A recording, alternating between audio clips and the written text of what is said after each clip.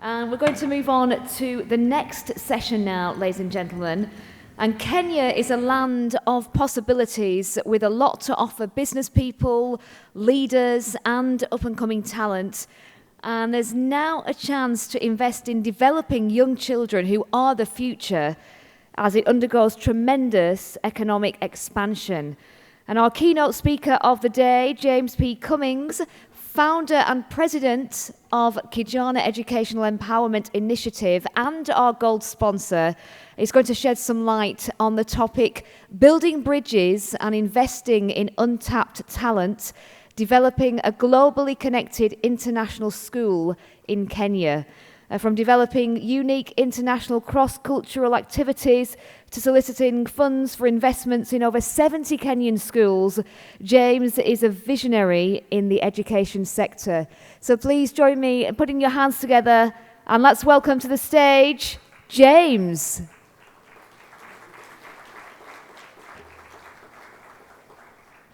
Hello? Can you all hear me okay? Let's see. Where do I click? Oh, it's come. Oh, okay. Okay, it's great to be here. I was at the Las Vegas conference and Dubai earlier this year, and they were wonderful. It was great connecting with all sorts of people, and I've very much enjoyed this conference, so it's great to be back. I'm a longtime teacher, educator in the United States and in Kenya, and founder of an organization which I built up most of the time while teaching. So we're a small grassroots organization, but we're growing. And it's just been an extraordinary joy to put education, or put my experiences into life, into building a school. And my experience started, actually my life work started in Kenya just out of college 35 years ago, before there was an internet, before there were cell phones, just when fax machines were actually coming out. And I lived in a small rural community with no electricity and no running water, and had an extraordinary experience, and it changed my life. I follow a number of Instagram sites that focus on entrepreneurship. And about 6 months ago, I saw a meme or a post on an Instagram site. It said, "You are where you dreamed you would be 5 years ago." And I thought back to May of 2017, and I was just finishing up a year teaching in the United States in a public school. It was a very difficult year. I was exhausted, and I was taking a year's leave of absence with the hopes of starting our new Kijana school in about 6 months. And so I thought in a few months I could start raising the money, start constructing, and January of 2018 start the school. I have a mentor, or a few mentors, and one of them said, "Jim, not gonna happen," in that time period. And he was right, it didn't. But I had a year, started the process. I was out of money again for I don't know how many times now. A year later, and I went back to teaching for another year, still with the dream of opening the school. Well, now we have it. So I thought that post was absolutely accurate to my life. 5 years ago, I dreamed of having a school. I was exhausted, I was wiped out, and we have it now. So I'm here to tell you the story of that a little bit and share our visions for the future. Where we are now, we have a functioning school, 158 students, we have buildings, we have books, we've had visitors from the United States, we have technology, we have teachers, we have a donor base, we have a number of creative explorations that we've been doing with students, and much more. How did we get here? Well, it's really been 40 years of relationship building, both in the United States and in Kenya. And this relationship building has really allowed this institution to grow and evolve. Also, I think being patient with myself, allowing myself to make mistakes, and being patient with others. So, not forcing things at times. How did I do this, or we do this? I feel like it's by tapping into my learning ecosystem. And I actually just learned this term a couple weeks ago. I was on an economist webinar, and they talked about introducing or having students learn through their ecosystem and connecting school, community, and home together as a learning process, similar to what was just talked about here today. We don't just learn in the school. It's a lifelong process, and I feel like it also goes into history. We learn, I'm a historian by trade, so we learn through tapping into the past. But I tapped into all of these things. My family, my friends, academic experiences, travel experiences, school teaching. A lot of our donors are actually former students of mine who I taught. And I think this is a possible new way to develop learning experiences. And that is, if teachers think of themselves not just as teaching a course or some students during their time in school, but as lifelong teachers. So I have scores of former students who I taught 15, 20, 30 years ago who are now part of our donor base, who have come to Kenya. And so I'm building a life experience for these students. It didn't end when they left my classroom. Reading, books, magazines, local community connections. I'm part of a Kiwanis club and have been a part of a couple Kiwanis clubs in South Florida. Global community connections, social media inspiration, and observations, and trial and error. My experience, I have a master's in African history. I've taught for over 23 years in public and private schools. Organic, cross-cultural, connective activity, just going out there and trying things, trial and error, exploring and building relationships. I believe strongly in exploration, on encouraging students to think of themselves as explorers inside the classroom and outside of the classroom. I have deep roots in the United States and Kenya. I was, of course, born in the United States, raised there, but just out of college, I went and volunteered at a school in Western Kenya, as I mentioned. And one of my former students is here today, who I taught in 1987 and 88. I taught at a couple independent schools in the United States, in Wisconsin and in Florida, and then also in a public school in South Florida as well. I believe strongly also in sharing. I want us to encourage students to share their ideas, share, as it's talked about here today, collaboration. We learn through collaboration. We learn through sharing, interacting with others. So there's a huge global divide right now, as I'm sure you're all aware. It's not rocket science. Both globally, amongst the global community, and within communities. Even in Palm Beach County, there's an incredible divide. I taught at a public school and at a very wealthy private school. There's divides within those communities, and it's vast. We need to break down this divide, and it's, of course, going to take generations, but we need to start. Kenya has an incredibly youthful population. Kenya has 55 million people. Its median age is 19.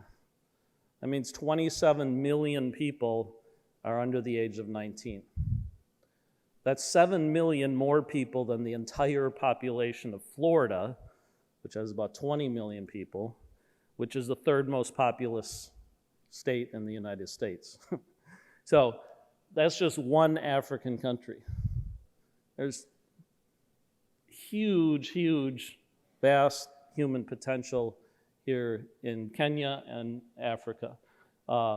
It's estimated in the 8 years, 2030, youth of Africa are expected to make up 42% of the entire world's youth population. That's incredible human potential that needs connectivity. One of the panelists talked about human capital this morning. So I believe that we really need to tap into this human capital that's underutilized and underinvested in. And Africa's place where it's probably most untapped. So here is our vision, or mission statement, excuse me. So what we're doing is we are investing in schools in Kenya, but also building cross-cultural connections with students and schools and communities in the United States. And we believe strongly in environmental and sustainable economic growth. So we emphasize the environment. Our vision is to build, right now with our school, our Kijana Global Innovation School, is to build a modern pre-K through 12th grade school in rural Western Kenya. There's some very modern advanced schools around the Nairobi area, but they tend to be centered around Nairobi and the big cities. So there's, I'm sure, some scattered in other parts of the country, but very few out in the rural areas. So we want to disperse educational opportunity. We're introducing, of course, a whole host of educational resources and ways, including, which is depicted here, STEM learning. But as was mentioned also this morning, it's not just about STEM. Where is our school and where is Kijana? We're in Western Kenya. It's actually at a place, Sabatia Butere, is our Kijana Global Innovation School, but we've invested in schools throughout Kenya. Our campus today has 10 classrooms, an administration building, kitchen, sports field, a garden and food forest, and much more. As I mentioned, 5 years ago, nothing was here. Even 3.5 years ago, there was nothing here. So this has all been developed in 3.5 years. Right now, we're in the process of building a our first two-story classroom building.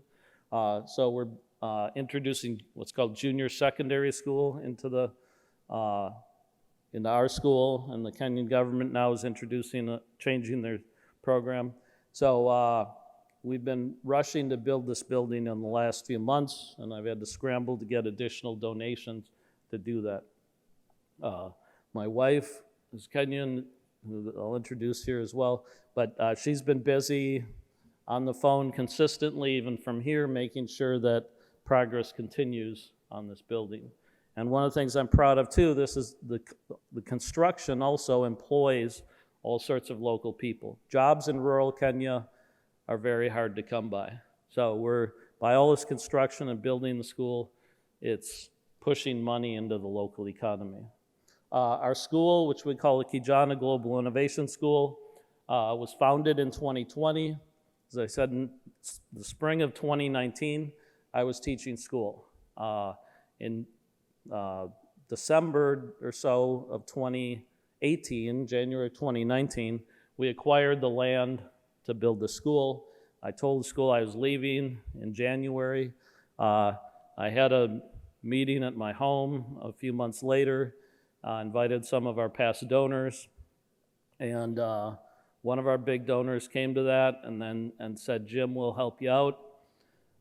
And in May, I had lunch with her and her husband, and they gave us $100,000, and that got us started.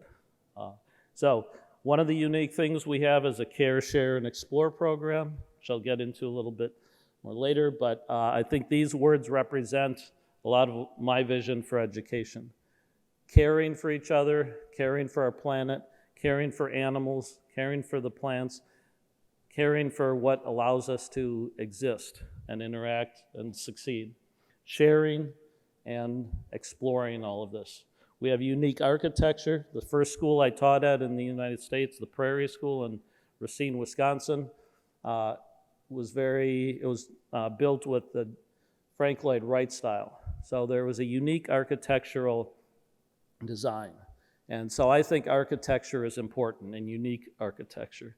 And we're here in a place that it's pretty clear also values architecture and surroundings, the built environment, we might say. So we have beautiful surroundings. I want students to go to schools that are beautiful, okay? I think we should build schools the way we build our churches or mosques or other places. They should be amazing places. We have recycled glass animals We have art around the school. We also believe in art and music. These are extraordinarily important ways that students express themselves and develop skills and talent. And of course, small classes. This graph represents our growth. So in January 2020, 6 months after I left my job, we opened the school with 15 students. Today we have 158. The new school year begins in January, so in another month, we anticipate another 30, 40, 50, hopefully 60 students or so. As you can see, it's a beautiful campus. Again, it's in rural Western Kenya. 3.5 years ago, this was all vacant land. It was slopey. We've had to do a lot of work with levelizing the land in different places. We've had visitors to the school from the United States, teachers and others, and we hope to have many more. So the school, our vision has been realized, of course, by a team of people. So we talk about collaboration. This was not a solo effort. It's been a lot of relationship building, a lot of connectivity. A lot of people have made this happen. Two of the key people on the ground who have helped me make this happen are my wife, Abby, on the left, and Jeremiah Wari, our architect and contractor. So these are hands-on people. Here, Abby's putting roofing nails together. So we also have global collaboration. As I mentioned, I'm working with students that I taught. The woman on the left, Harpreet Dhaliwal, I taught her when she was in 7th and 8th grade in Racine, Wisconsin. I just returned from Kenya as a volunteer, got a job at the School of Prairie School, and she was amongst the first group of students who I taught. And a few years ago, I was looking for, we wanted to build a library and media center. And a former colleague of mine at the Benjamin School in South Florida, he had kind of sketched out the site plan in the past, and I asked him to kind of sketch out the ideas for a library or media center. And he started to do it, and he said, Jim, this is beyond my pay grade or my skill set. You need to find an architect. And I was like, how am I going to find an architect? Where am I going to get an architect? And I was doing some end-of-the-year fundraising on Facebook, and one of the posts, Harpreet, I clicked like and gave like $25 or something. And I was like, oh, Harpreet, what's she doing now? And I looked at, and then it turned out she was an architect, and her husband's an architect. So I reached out to her. She didn't respond to my first email. I sent another email, and then she said, oh, somehow I missed that email, and told her the story. They were very excited about helping out, and so for the last 1.5 years, we've been working with them, Harpreet and her husband, Chris. He has his own architectural firm in New York City. They've worked with Jeremiah and a team of us to design an amazing future library and media center. They're doing this all pro bono or for free, and we're gonna hopefully start construction on this in 2023. So this is the plans. There will be nothing like this in rural Kenya, I think. One of the unique things I've mentioned is the Care, Share, and Explore program. Because of our commitment to sustainability and the environment, we got a grant from the group of Franciscan sisters in Illinois, the Wheaton Franciscan Sisters, to develop an environmental exploratory program where we could get students out into the environment, outside the classroom, as was also mentioned by the panelists this morning. So we started last year. We've got a second-year grant for this year. We're taking students to Masai Mara, to Ruma National Park, to Rusinga Island. We've taken them to Kakamega Forest. They're learning about permaculture. They're exploring with their fellow students. And so I think I was a beneficiary of going to camps in Wisconsin as a youth, and it was an extraordinary experience. I canoed with other students, learned collaborative skills. So this is a way that we can get students to learn collaborative skills, not just in the classroom. And it's as powerful as, or more powerful in my view, than the classroom.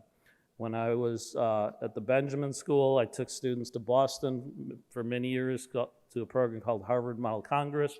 And I had a colleague who complained, oh, they're gonna miss my class for 2 or 3 days. I said, 30 years from now, they will remember when they went to Harvard Model Congress in Boston. They will remember that experience. They're not gonna remember what you taught on February 14th or 15th in 1998. Here's some principles and visions, visionary ideas that we have for our school that I came up with a few years ago. So we want applied global education. We want students to learn problem solving, as was mentioned also by the panelists.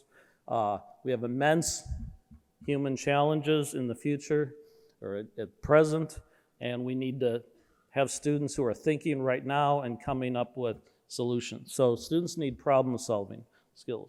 We want collaborative thinking and emphasis on environmental sustainability. Hands-on project-based learning, I think, is key.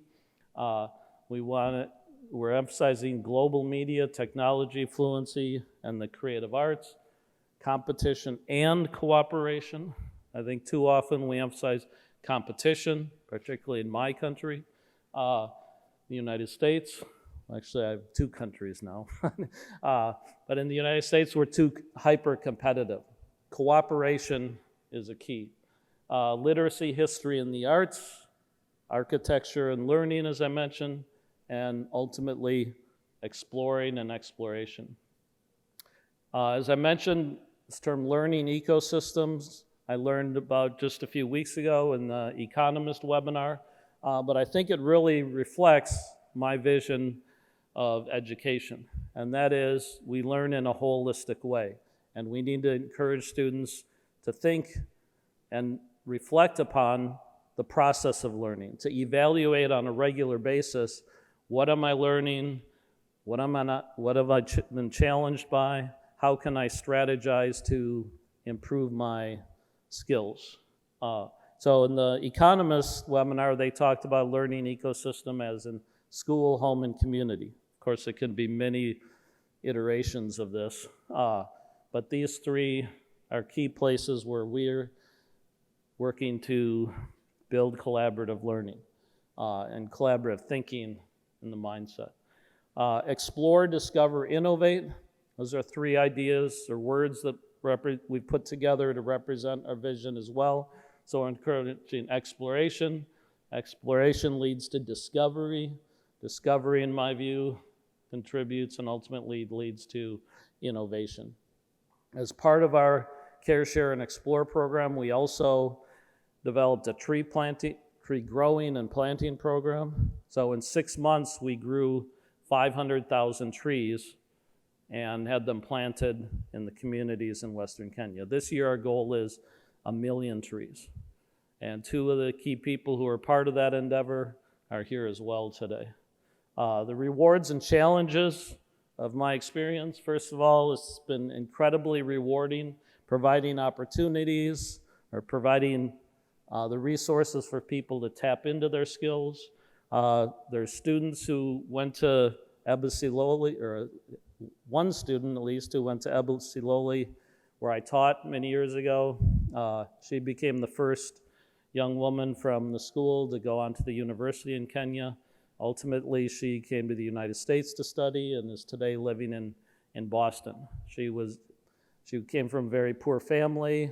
I was originally introduced to her years after I had taught by the principal, and she was in danger of dropping out of school. He asked me to pay for her fees. I paid for her fees, and ultimately now she's successful and working in the Boston area. She sends money back. She's built a house for her family, and she's paying for more students to go to school. So she's paying it forward. And there's many other stories like that. So the realization of potential has been dramatic in some cases. The challenges are constant, but challenges bring rewards. If life was easy, it wouldn't be worth it, right? So financial challenges are constant. Every 3 months or so, I don't know how I'm going to pay myself and others 3 weeks later, it seems.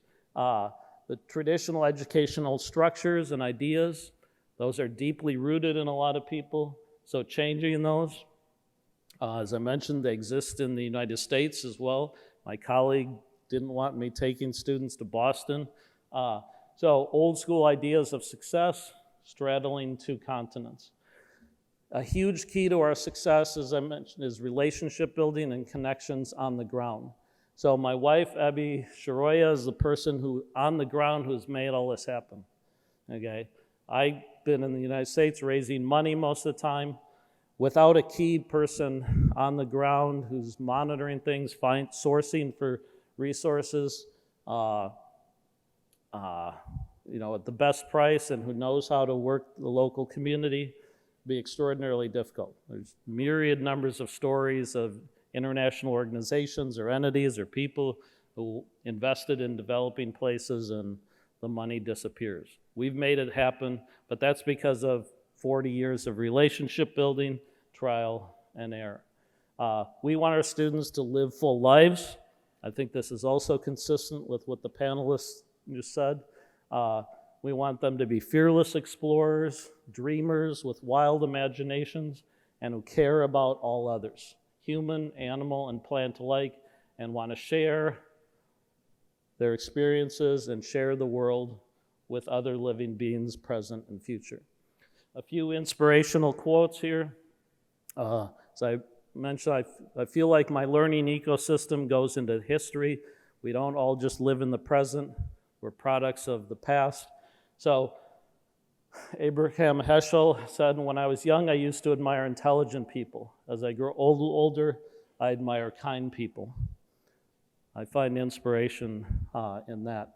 I think also, we also equate intelligence with wealth, and in the United States and in Kenya, I think too often we admire wealth too much, and we need to find other things to admire. Kindness, caring for other people is important. Muhammad Ali said, the man who has no imagination has no wings. Imagination is what pushes us forward. Howard Schultz, CEO of Starbucks, success is best when it's shared. And that's what we're doing, or I'm doing today. I brought with me a team of people from Kenya. We're having success. I'm sharing the success with people who helped make it happen. Oscar Wilde said, to live is the rarest thing in the world. Most people exist. That is all. It's a little harsh. Benjamin Franklin, I think, said, most people die at 25 and get buried at 75. So we need a spirit of exploration, spirit of imagination to make our lives fuller, richer, and we need educational systems that encourage students to reflect on that and think about that. Albert Einstein said, never give up on big dreams. The person with big dreams is more important than the one with all the facts. If this is the case by supposedly maybe one of the smart, most intelligent people, why do we still teach facts so much? So we need to teach and encourage exploration and imagination. Carl Jung says, where your fear is, there is your task. So we've overcome, I feel like I've worked through fear. Challenge in life is getting through fear. Students, as humans, we're constantly hammered by fear, and when we work through and get over our fear, we succeed. And it's extraordinarily rewarding and empowering. Maya Angelou, try to be a rainbow in someone's cloud. There's no greater agony than bearing an untold story inside you. All great achievements require time. I believe the single most important thing beyond discipline and creativity is daring to dare. We've dared to dare, I believe. And the second quote here, there's no greater agony than bearing an untold story inside you. Africa and Africa's youth have incredible stories to share with the world.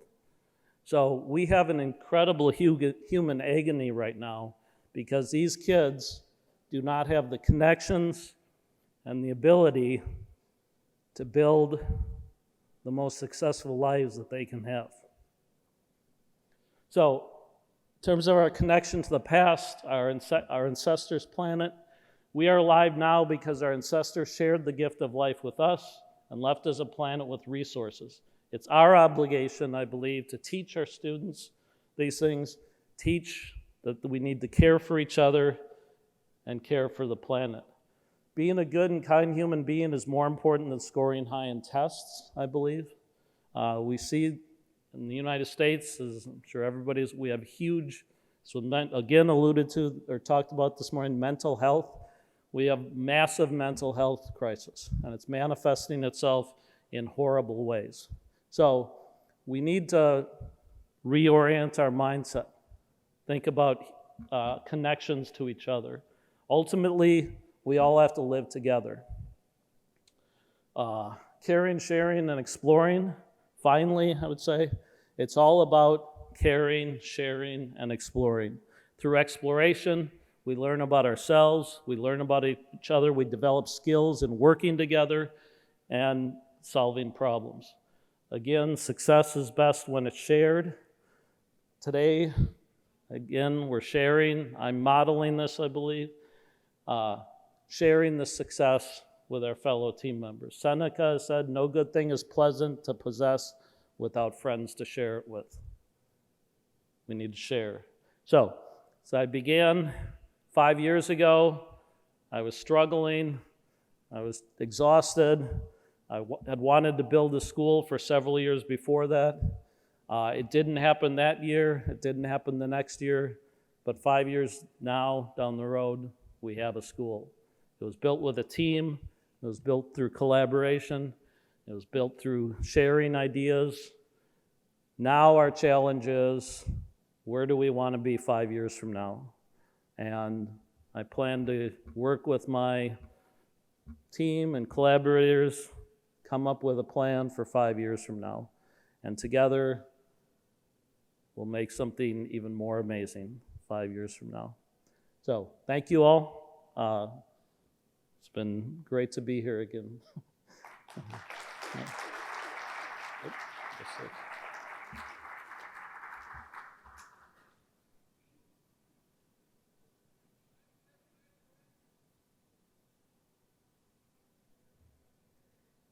Could we please put our hands together one more time, everyone, for James? That was so inspiring. Fantastic. And I love the quotes that you shared there, James. Quotes for life, I think. And thank you so much for that.